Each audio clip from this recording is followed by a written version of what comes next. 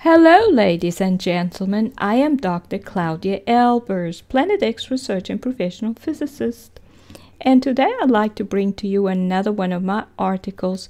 This one's entitled "The Sun is Now a Dark Giant and Will Destroy the Earth."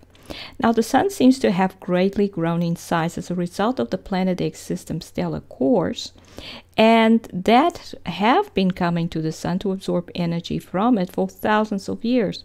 It also seems not to be emitting any light through placing its atmosphere in plasma arc mode, as a normal star would. But the Planet X water cloud in its atmosphere seems to be emitting low-intensity light. And you may look at Article 640 entitled "The Sun is Huge and Immersed in Planet X Debris." The Sun has grown in size because the star will maintain its electric potential, which is proportional to the electric charge density constant, as long as it has gravitational energy to convert to mass. As the stellar cores remove electrons from the Sun's atmosphere, the Sun's electric charge density would increase unless the Sun creates more through creating more mass and thus more electrons. And you may look at Article 638 entitled "The Sun has grown to 10 times its size and gravity is electrical."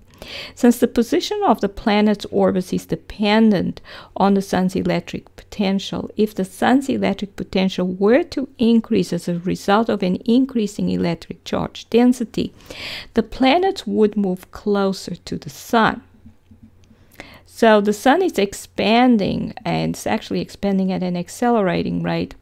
And the rapidly expanding star is known as a red giant. The Sun, which is now at least 10 times its initial size, is thus already a red giant.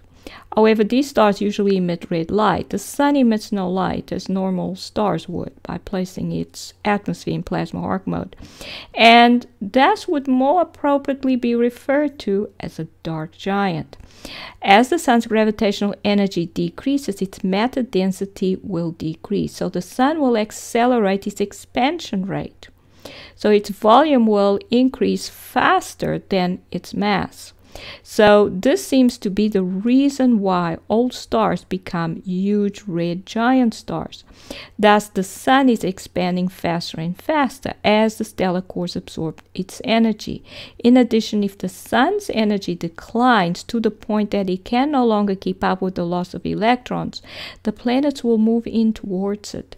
But even without that happening, the Sun will eventually expand to the point that Earth orbits within its atmosphere, even though the Sun is no longer emitting light and the Earth would not collide with it, since celestial objects always repel each other. When they closely approach each other, the Sun would most likely still be capable of matter creation, or CMEs, in other words, plasma ejections. Plasma is essentially magma, and if the Earth just happened to be in the way of one of these, while so close to the Sun, it would be immersed in magma and its atmosphere and surface would be burnt up. So in conclusion, the Sun seems to now be a dark giant, and its expansion rate is expected to continue to accelerate, which would lead to the Sun eventually destroying the Earth. And these are the references. This is Dr. Claudia Albers, Planet X physicist. Thank you for watching.